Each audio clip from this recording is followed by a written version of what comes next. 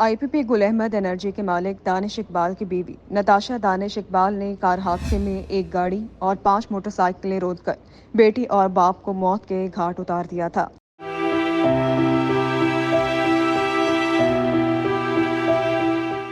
واقعے کے بعد ملزمہ کے ساتھ ہونے والے غیر معمولی سلوک نے عوام کے دل میں اشرافیہ کے لیے نفرت کو مزید ہوا دے دی ہے۔ بااثر ملزمہ کو محفوظ طریقے سے بری کرنے کی سر توڑ کوشش کی جا رہی ہے۔ ایک بڑی کوشش یہ کی جا رہی ہے کہ حادثے کی مرکزی ملزمہ نتاشا دانش اقبال کو نفسیاتی مریضہ ثابت کر کے بری کر دیا جائے، لیکن حیران کن طور پر جب ملزمہ نتاشا دانش اقبال سے متعلق انٹرنیٹ پر سرچ کیا جاتا ہے کہ آیا وہ کن کن کمپنیوں کی سرکردہ ہے تو ایک طویل لسٹ نظر آتی ہے، جس میں وہ 2 کمپنیوں کی چیف ایگزیکٹو ہیں، جبکہ درجن کے قریب کمپنیز کی ڈائریکٹر ہیں، اور یہ وہ عہدے ہیں جن پر فائز شخص کسی طور پر بیمار بھی ہو جائے تو کمپنی کے بہت سے معاملات ڈسٹرب ہو جاتے ہیں۔ لیکن ایسے کیسے ممکن ہے کہ ایک خاتون 5 سال سے نفسیاتی مریضہ ہیں لیکن وہ ساتھ میں درجن سے زائد کمپنیز کو چلا بھی رہی ہیں؟ ملزمہ نتاشا دانش اقبال جس کمپنی کو چلا رہی ہیں ان کمپنیوں کی تفصیلات بھی سامنے آ گئی ہیں۔ ملزمہ نتاشا بطور چیف ایگزیکٹو 2 کمپنیاں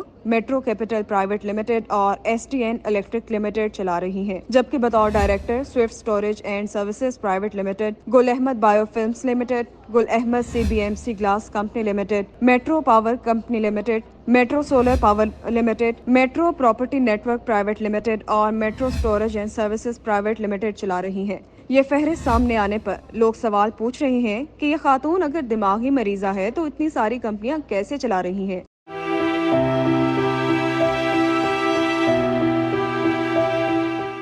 ملزمہ نتاشا کو نفسیاتی مریضہ قرار دے کر بچانے کی جو کوشش کی جا رہی ہے تو ایسے میں بہت سے سوالات نے جنم لے لیا ہے۔ ملزمہ نتاشا دانش اقبال گھر سے گاڑی کس کی اجازت سے لے کر نکلی؟ ملزمہ نتاشا دانش اقبال کا ڈرائیونگ لائسنس بنا ہوا تھا یا نہیں؟ اگر غیر ملکی ڈرائیونگ لائسنس تھا تو پاکستان میں کیسے قابل قبول ہوگا؟ ملزمہ نتاشا دانش اقبال نفسیاتی مریضہ ہے یا ڈھونگ کر رہی ہے؟ ملزمہ نتاشا دانش اقبال کے طبی معائنے کی رپورٹ میں کیا بات سامنے آئی؟ کیا نفسیاتی مریضہ کو کمپنی اعلیٰ عہدے پر تعینات کر سکتی ہے؟ کیا کسی نفسیاتی مریضہ کو اوڑھنے پہننے کا ڈھنگ اور تصاویر بنوانے کا طریقہ آ سکتا ہے؟ ملزمہ نتاشا دانش اقبال کو اسپتال میں کس وارڈ میں رکھا گیا ہے؟ ملزمہ نتاشا دانش اقبال کی میڈیکل ہسٹری کیا ہے؟ ملزمہ نتاشا دانش اقبال کی گاڑی سے کیا کیا اشیاء برآمد ہوئی؟ کیا اشرافیہ ملک میں ناقابل علاج ناسور ہیں؟ یہ تمام سوالات بر وقت جواب کے منتظر ہیں۔ اب دیکھنا یہ ہے کہ امیر اور غریب سے بالا تر ہو کر انصاف کب باپ بیٹی کے قدم چومتا ہے۔ یاد رہے کہ گزشتہ روز کارساز ٹریفک حادثے کی ملزمہ کے وکیل عامر منصوب نے عدالت میں موقف اختیار کیا کہ ملزمہ نتاشا دانش اقبال ایک نفسیاتی مریضہ ہے اور گزشتہ 5 سال سے زیر علاج ہے۔